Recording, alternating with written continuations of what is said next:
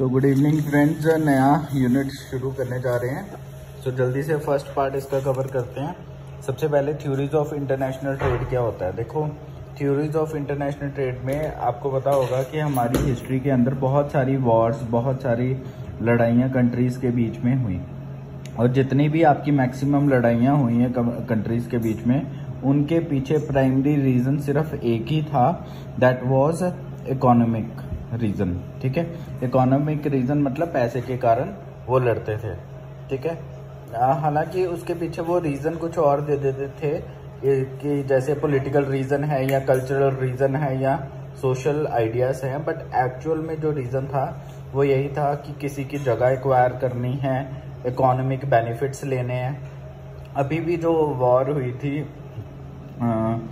Recently जो war हुई थी कंट्रीज़ के बीच में, तो उसके पीछे भी प्राइमरी रीज़न आपको पता ही है क्या था, यूक्रेन और रशिया के बीच में। उसके पीछे भी प्राइमरी रीज़न जो था वो जो रशिया था वो एक्वायर करना चाहता था उसका कुछ पार्ट, ताकि उसकी जो उसको इकोनॉमिक कोई बेनिफिट्स मिल सके।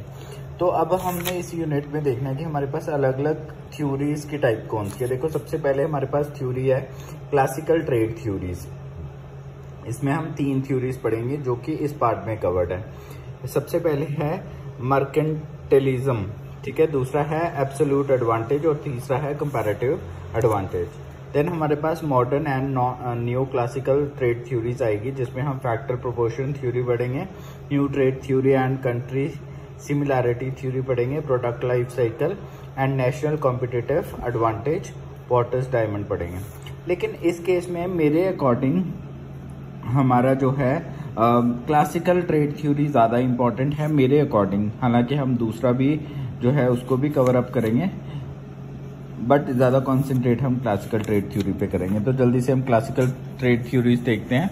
क्लासिकल ट्रेड थ्योरीज के अंदर हमारे पास देखो, जो इंटरनेशनल ट्रेड थ्योरीज है वो क्यों चाहिए हमें, क्यों हम इंटरनेशनल ये ट्रेड थ्योरीज पढ़ रहे हैं, क्लासिकल, न्यू क्लासिकल या फिर मॉडर्न फॉर्म बेस्ड थ्योरीज। उसके पीछे एक ही रीज़न है कि हमें पता लगता है कि हमारे ट्रेड का पैटर्न क्या है ना, क्या ट्रेड का पैटर्न है। एक्चुअली इसमें हम देखते हैं कि हम क्यों कर रहे हैं ट्रेड, ठीक है, कहाँ कर रहे हैं ट्रेड और कैसे कर रहे हैं ट्रेड, ये चीज़ें इंपॉर्टेंट रहती हैं। अब पहले इसका देखते हैं थ्योरी जो है मर्केंटिलिज्म। मर्केंटिलिज्म क्या है? ये थ्योरी जो है हमारे मर्केंटिलिज्म की, ये 16th सेंचुरी में दी गई थी थ्योरी, और इसको हम अर्लीस्ट थ्योरी ऑफ इकोनॉमी भी बोलते हैं। सेकेंडली, जो हमारे कंट्री की वेल्थ होती है वो हम किसके बेसिस के ऊपर डिसाइड करेंगे, अकॉर्डिंग टू दिस थ्योरी। ये चीज़ हम इसमें पढ़ेंगे। तो इसमें जो मर्केंटिलिज्म था, मर्केंटिलिस्ट था जो, वो उसने इस थ्योरी में ये चीज़ बोली थी कि हम किसी भी कंट्री की अगर हमने वेल्थ देखनी है कि वो कितना अमीर है ना कंट्री, तो हम 2 चीज़ों के ऊपर उसको डिसाइड करेंगे। ठीक है, on the basis of gold, कितना उसके पास गोल्ड है, कितना उसके पास सिल्वर है। तो इन 2 चीज़ों के बेसिस पे हम डिसाइड करेंगे कि क्या है वेल्थ कंट्री की। सेकेंडली, उसने ये भी बोला कि जो गवर्नमेंट है उसको ज़्यादा से ज़्यादा एक्सपोर्ट करना चाहिए, एक्सपोर्ट एंड इंपोर्ट करना चाहिए ज़्यादा से ज़्यादा। ठीक है, ताकि जो है उसकी जो वेल्थ सिचुएशंस हैं वो इम्प्रूव हो सके। ठीक है, तो government should make more export and import as possible. ठीक है, तो सेकंड इसमें था कि हमें बैलेंस ऑफ ट्रेड जो है उसको इम्पोर्टेंस देनी है। बैलेंस ऑफ ट्रेड का क्या मतलब है? जो हमारी बैलेंस ऑफ ट्रेड होनी चाहिए वो सरप्लस में होनी चाहिए। सरप्लस कब होगी? जब हम अपनी पॉपुलेशन के लिए कुछ प्रोड्यूस कर रहे हैं, तो वो पॉपुलेशन के लिए ही प्रोड्यूस ना करें, उससे डबल क्वांटिटी प्रोड्यूस करें, ताकि हम उसको जो है अपने बैलेंस ऑफ ट्रेड को सरप्लस बोल सकें और उसको बाकी कंट्रीज में भी एक्सपोर्ट कर सकें। ठीक है, तो उसमें हमें डेफिशिएंट नहीं रहना, उसमें हमें हमेशा प्लस वाली साइड पे रहना। नेक्स्ट आता है हमारे पास फैक्टर्स ऑफ प्रोडक्शन जो है हमारे फॉर दिस, है ना, इस पर्टिकुलर थ्योरी के अकॉर्डिंग फैक्टर्स ऑफ प्रोडक्शन जो है उसमें क्या होता है, गवर्नमेंट सब्सिडी देती थी। सब्सिडी किस चीज़ के ऊपर? लेबर के ऊपर, लैंड के ऊपर, कैपिटल के ऊपर, एंटरप्राइज के ऊपर। सब्सिडी मतलब पैसा देना, ठीक है। तो जो भी आप प्रोड्यूस करोगे तो उसको प्रोड्यूस करने के लिए गवर्नमेंट जो है it use to give the subsidy in this case, क्योंकि ये पुरानी थ्योरी है ना, तो उसके अकॉर्डिंग ये चीज़ थी। High tariff on the imports. High tariff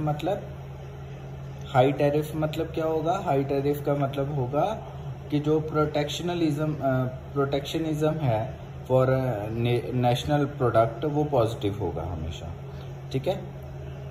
next हमारे पास अगर हम इसकी एग्जांपल देखें तो एक China's growing export and foreign exchange reserves की एग्जांपल दी है। उसमें उसने बोला है कि चाइना हमेशा जो है लार्जेस्ट एक्सपोर्टर रहा है, ठीक है। 2008 के बाद जर्मनी को इसने रिप्लेस किया था, और ये बिलीव क्या करता है चाइना कि मुझे मैक्सिमम अपने प्रोडक्ट्स को एक्सपोर्ट करना है। इसीलिए हम इंडिया में भी देखते हैं, यूएस की मार्केट में भी इनफैक्ट देखते हैं कि ज़्यादा चाइना के प्रोडक्ट्स जो हैं मार्केट में हिट कर रहे हैं। अब उससे होगा क्या? उसका एक ही टारगेट है, उसका टारगेट ये है कि मुझे इंपोर्ट मिनिमम करना है अपनी कंट्री में, और एक्सपोर्ट को ज़्यादा प्रेफरेंस दे रहा है वो, ताकि वो ज़्यादा से ज़्यादा पैसा अपनी कंट्री में ला सके, कमा सके, ठीक है। तो इसलिए वो एक्सपोर्ट चीज़ें ज़्यादा कर रहा है, चाहे वो इलेक्ट्रॉनिक्स आइटम है, चाहे कोई भी है। देन सेकेंडली, अगर कोई मार्केट जैसे हिट होती थी उस केस में, जैसे रिसेशन आ जाती है किसी कंट्रीज में, तो ये क्या करता है, उनको सपोर्ट भी करता है उस टाइम पे। जब भी रिसेशन आएगी तो ये उनको लोन देगा सस्ते अमाउंट में, सस्ते इंटरेस्ट के ऊपर लोन देता है चाइना। इस वे से उसने अपनी मार्केट को पूरा कैप्चर किया हुआ है। तो कॉस्ट कॉम्पिटिटिव जो है, कॉम्पिटिटिव एडवांटेज जो है चाइना लेता है इंटरनेशनल लेवल के ऊपर। उसकी जो करेंसी है युआन, उसमें भी वो जो है उसके रेट्स भी बहुत लो रखे हुए हैं, तो इसलिए उसने पूरी मार्केट को कैप्चर किया हुआ। सो अगर हिस्ट्री की बात करें तो ये जो स्टार्ट किया गया था मर्केंटिलिज्म, ये स्टार्ट हुआ था 1500 से 1800 के बीच में, ठीक है। इस ईयर में ये जो था ये आया था, इसकी स्टार्टिंग हुई थी। और इसमें क्या था, जब भी वॉर होती थी, कोई कंट्री विन करता था, तो जो भी कंट्री विन करता था वो उसका गोल्ड, सिल्वर, सारा कुछ जो है कैप्चर कर लेता था, जिससे उसकी इकोनॉमी और ज़्यादा बढ़िया हो जाती थी। तो ये वॉर्स क्यों लड़ी जाती थी? ताकि वो कॉलोनीज कर सके। कॉलोनीज का मतलब क्या है? एक्वायर कर सके, झगड़ा करके उनकी गोल्ड सिल्वर को कैप्चर कर सके, ठीक है। तो आज की डेट में भी ये कंट्रीज कहीं ना कहीं इस चीज़ को जो है फॉलो कर रही हैं। इसी के बीच में आपको सेकंड एग्जांपल दी है, जहाँ पे टेलमैक्स टेलीकॉम नाम की कंपनी है। ये भी एक कंपनी जो है ये इकोनॉमिक सिचुएशन के ऊपर ही बेस्ड है। तो इसका जो हेडक्वार्टर है वो मैक्सिको सिटी में है, टेलीकम्युनिकेशन कंपनी है।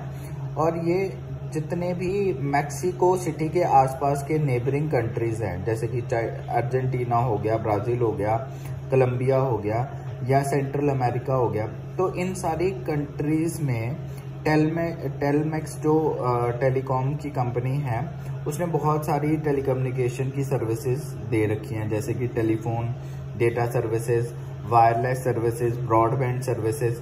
और इसने 92% जो है टेलीफोन लाइंस को एक्वायर किया हुआ है मैक्सिको सिटी के अंदर पर्टिकुलरली। क्यों एक्वायर किया है? इसका फोकस ये नहीं है कि मुझे क्वालिटी को इम्प्रूव करना है, इसका बिल्कुल भी ये फोकस नहीं है। इसका फोकस सिर्फ इतना है कि मुझे मार्केट में मुझे ही रहना है और अपने प्रॉफिट्स को उसने लार्ज करना है। तो ये इसका जो है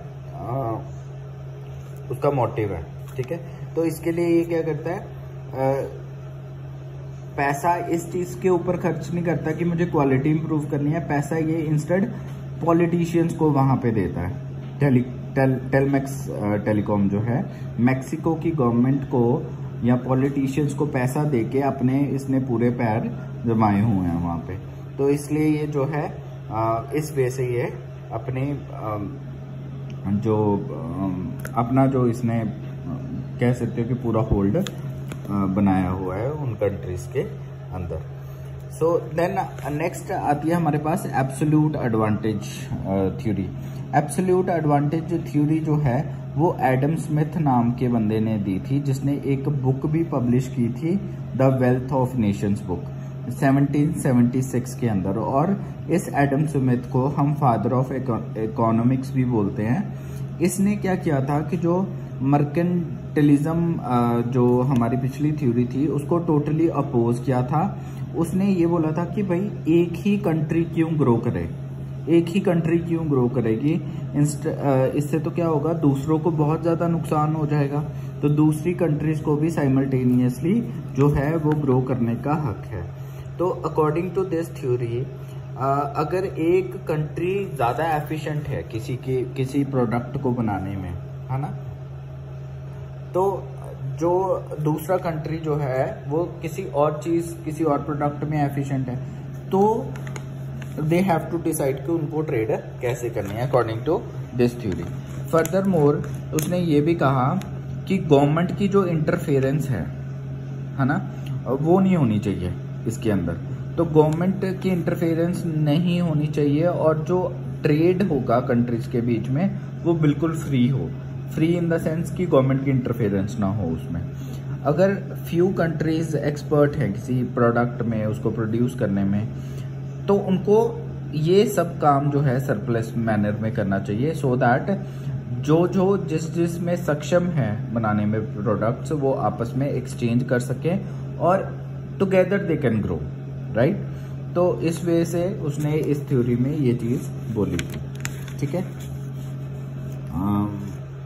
ओके, सो अब इसमें ना कुछ पॉइंट्स भी थे जो कि क्रिटिसिज्म के अंदर आते कि उन्होंने बोला कि ये कुछ पॉइंट्स ऐसे हैं जो कि इसमें अनरियलिस्टिक से हैं। जैसे हम बात करें कि किसी ने बोला कि भाई जितने भी इकोनॉमिस्ट थे जो इकोनॉमी के साथ डील करते थे पर्सन, है ना, उन्होंने बोला कि ये इनकम्प्लीट थ्योरी है। क्यों इनकम्प्लीट है कि उन्होंने बोला कि ये अनरियलिस्टिक सी सिचुएशन है जहाँ पे एक कंट्री जो है एंजॉय कर रही है एब्सोल्यूट एडवांटेज इन प्रोडक्शन, है ना, एक ही कंट्री में जो है फायदे हो रहे हैं ओवर द अदर कंट्रीज, ठीक है।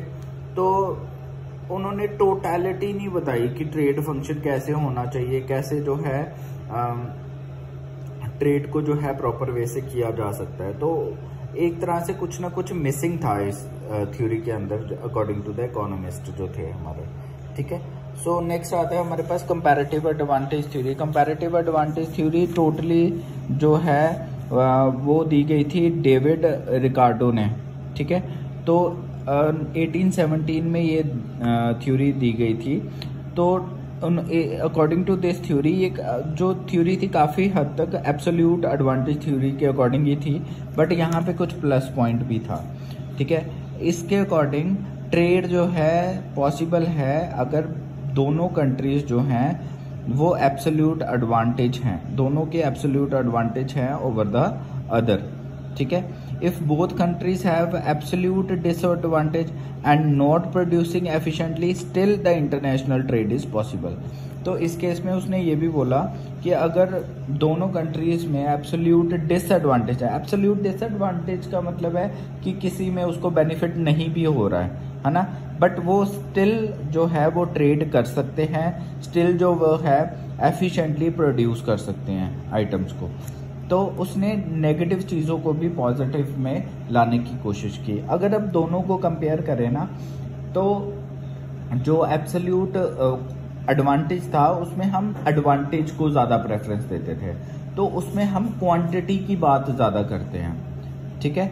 जबकि इस केस में हमारा जो कंपैरेटिव कॉस्ट एडवांटेज है इसमें हम कंपैरिजन करके चलते हैं, ठीक है। तो कंपैरिजन में हम जो है ज़्यादा फोकस किस पे करेंगे, क्वालिटी के ऊपर करेंगे, ठीक है। ज़्यादा अच्छा बनाना है, कंपेयर करके ज़्यादा अच्छा प्रोडक्ट जो है वो मार्केट के अंदर लेके आना है, ठीक है। तो ज्यादा अच्छे वे से काम करना है, एफिशिएंट वे से काम करना है। वो क्या है, ज्यादा चीजें प्रोड्यूस करना है, एडवांटेज किससे उसको फायदा हो रहा है उस काम को ज्यादा करना।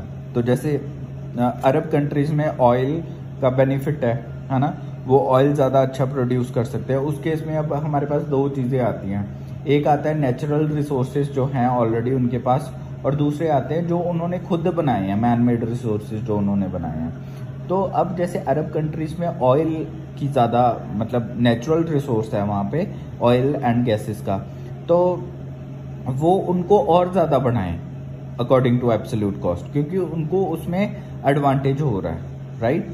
तो ऐसे ही वो दूसरे भी कंट्री को देखें जो कुछ अपना एक्सपोर्ट ज़्यादा कर रहा है, जैसे जापान है वो स्टील ज़्यादा करता है, तो वो जापान के साथ आपस में ट्रेड कर लें कि गवर्नमेंट इंटरफेयर नहीं करेगी, हम दोनों एक दूसरे को ये चीज़ें जो हैं ट्रेड करेंगे, ठीक है। तो वो तो बढ़िया चीज़ों के ऊपर होगी ना, कि वो भी बढ़िया कर रहा है वो भी बढ़िया कर रहा है, तो दोनों आपस में ट्रेड कर लो। तो यहाँ पे जो बढ़िया नहीं कर रहे उनको इम्पोर्टेंस नहीं मिल रही थी, जबकि कंपैरेटिव में डेविड रिकार्डो ने बोला कि उनको भी इम्पोर्टेंस देनी है जो नहीं बढ़िया कर रहे, ताकि उनको भी हम ऊपर लेके आ सकें। So this was the main comparison. हालांकि इसको पढ़ने में समझने में मुझे भी काफ़ी टाइम लगा। तो that's all about the first part, जिसमें हमने जो है क्लासिकल थ्योरीज को पढ़ा। अब नेक्स्ट में हम न्यू कौन सा था हमारा, न्यू क्लासिकल थ्योरीज और मॉडर्न थ्योरीज के ऊपर स्टडी करेंगे, ठीक है। So thank you so much for watching, और मैं नेक्स्ट जो है इसको कंटिन्यूअस मोड में आज जो है अपलोड करता रहूँगा, ठीक है।